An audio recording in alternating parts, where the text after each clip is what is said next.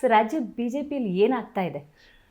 ಒಂದು ರಾಜಕೀಯ ಪಕ್ಷ ಅಂದ ತಕ್ಷಣವೇ ನಮಗೆ ಮನಸ್ಸಿಗೆ ಬರ್ತಕ್ಕಂಥದ್ದು ಮೊದಲನೇದಾಗಿ ಬೆಳವಣಿಗೆಗಳು. ಪಕ್ಷ ಹೇಗೆ ಬೆಳೆದಿದೆ, ಯಾವ ಮಟ್ಟದಲ್ಲಿ ಇದೆ ಅಂತೇಳಿ.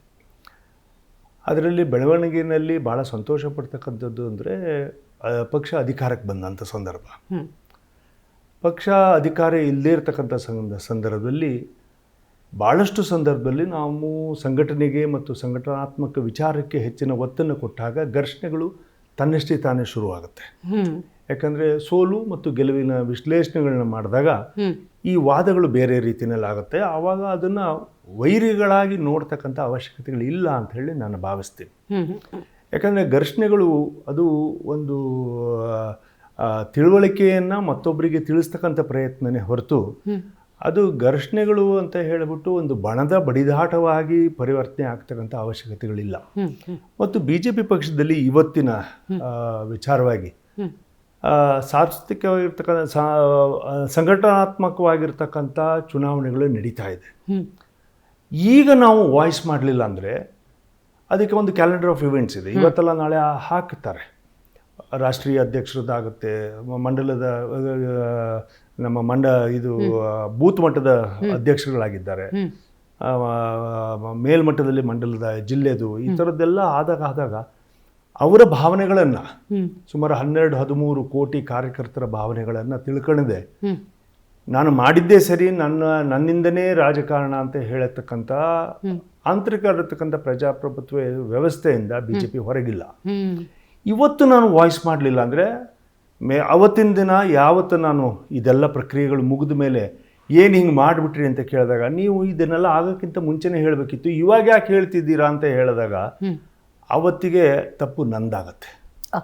ಇವತ್ತು ನಮ್ಮದು ತಪ್ಪಲ್ಲ.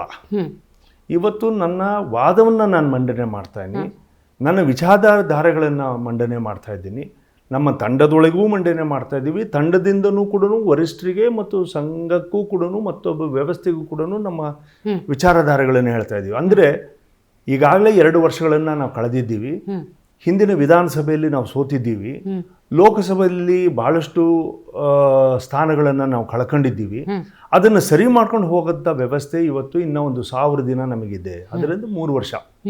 ಈ 3 ವರ್ಷದಲ್ಲಿ ಈಗ ಬರ್ತಕ್ಕಂಥದ್ದು ಭಾಳ ಕ್ರೂಷಿಯಲ್ ಆಗಿರ್ತಕ್ಕಂಥ ಸಂದರ್ಭ ಇದು.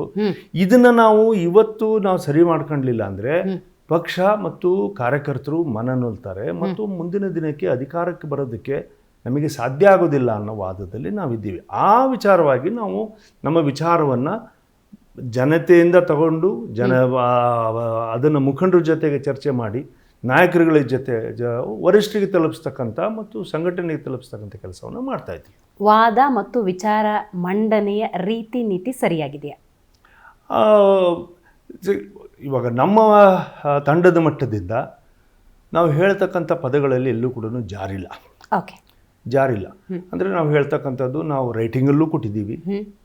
ಮತ್ತು ಎಲ್ಲಿ ನಮಗೆ ಕೆಲವು ವಿಚಾರಗಳನ್ನು ಸಾರ್ವತ್ರಿಕವಾಗಿ ತರಬಾರದು ಅಂತಕ್ಕಂಥ ವಿಚಾರ ಇದೆ, ಅದು ಸಾರ್ವತ್ರಿಕವಾಗಿ ತರದೆ ಯಾರ ಹಿರಿಯರಿಗೆ ಅಥವಾ ವರಿಷ್ಠರಿಗೆ ಹೇಳ್ತಕ್ಕಂಥ ಕೆಲಸ ಇದೆ, ಅಥವಾ ಎಲ್ಲಿ ಸೂಕ್ತವಾಗಿರ್ತಕ್ಕಂಥ ಜಾಗ ಅಲ್ಲಿ ಹೇಳ್ತಕ್ಕಂಥ ಕೆಲಸವನ್ನು ನಮ್ಮ ತಂಡ ಮಾಡಿದೆ. ವೈಯಕ್ತಿಕವಾಗಿ ಒಬ್ಬೊಬ್ಬರೇ ನಾವು ಯಾರು ಕೂಡ ನನ್ನ ವಿಚಾರಧಾರೆ ಹೀಗಿದೆ ಅಂಥೇಳಿ ನಾವು ಮಾಡಿಲ್ಲ. ಯಾಕಂದರೆ ಇದೊಂದು ಸಾಮೂಹಿಕವಾಗಿರ್ತಕ್ಕಂಥ ಒಂದು ಪ್ರಯತ್ನದ ಇರೋದ್ರಿಂದ ಪಕ್ಷ ಎಲ್ಲರನ್ನೂ ಕೂಡಿಸ್ಕೊಂಡು ಹೋಗ್ತಕ್ಕಂಥ ಎಲ್ಲ ವರ್ಗಗಳನ್ನು, ಜಾತಿಗಳನ್ನು, ಮತಗಳನ್ನು, ಧರ್ಮಗಳನ್ನು ತಗೊಂಡು ಹೋಗ್ತಕ್ಕಂಥ ಸಂದರ್ಭ ಇರೋದ್ರಿಂದ ಆ ವಿಚಾರವಾಗಿ ಹೇಳಿದ್ದೀನಿ. ಅಲ್ಲಿ ಒಂದು ಸ್ವಲ್ಪ ಕೆಲವು ಮಾತುಗಳು ಅಥವಾ ಕೆಲವು ನಮ್ಮ ನಡವಳಿಕೆಗಳು ಪಕ್ಷ ವಿರೋಧಿ ಚಟುವಟಿಕೆಗಳು ಅಥವಾ ಪಕ್ಷದ ಇರ್ತಕ್ಕಂಥ ನಾಯಕರಿಗಳೇ ನಾವು ವಿರೋಧಿಗಳು ಅಂತೇಳಿ ಕಂಡಿರಬಹುದು. ಆದರೆ ನಾವ್ಯಾರು ಕೂಡ ಅಲ್ಲ. ನಾವು ಪಕ್ಷದ ಸಣ್ಣ ಕಾರ್ಯಕರ್ತರೆ. ನಾವು ಪಕ್ಷದ ವರಿಷ್ಠರ ಮತ್ತು ಪಕ್ಷದ ತತ್ವ ಸಿದ್ಧಾಂತಗಳಿಗೆ ಅದಕ್ಕೆ ಜೋತು ಬಿದ್ದಿರ್ತಕ್ಕಂಥವ್ರು. ನಮ್ಮ ಸ್ವಾಭಿಮಾನಕ್ಕೆ ಧಕ್ಕೆ ಆಗಿರ್ತಕ್ಕಂಥದ್ದು ನನ್ನ ವೈಯಕ್ತಿಕವಾಗಿರ್ತಕ್ಕಂಥ ವಿಚಾರ. ಆದರೆ ಪಕ್ಷಕ್ಕೆ ನಡವಳಿಕೆಯಲ್ಲಿ ಪಕ್ಷದ ಚೌಕಟ್ಟಲ್ಲಿ ನಾವು ಎಲ್ಲೂ ಕೂಡ ಬಿಟ್ಟು ಹೋಗಿಲ್ಲ. ಜಿ ಕನ್ನಡ ನ್ಯೂಸ್ ಈಗ ನಿಮ್ಮ ಮನೆಯಲ್ಲೇ ನೋಡಿ. ಎಲ್ಲ ಕೇಬಲ್ಗಳಲ್ಲಿ ಈಗ ಲಭ್ಯ.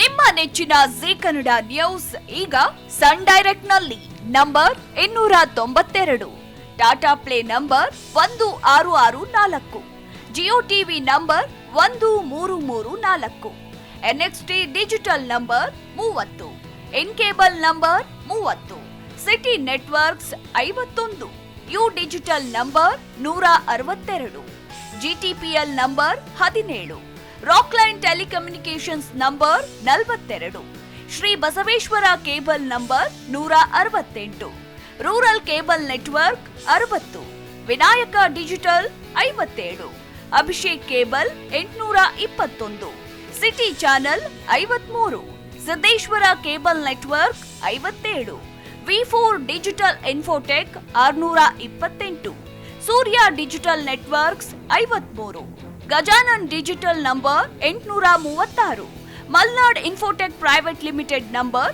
56, Metrocast number 830, Victory digital number 167ರಲ್ಲಿ ನೋಡಿ ಆನಂದಿಸಿ.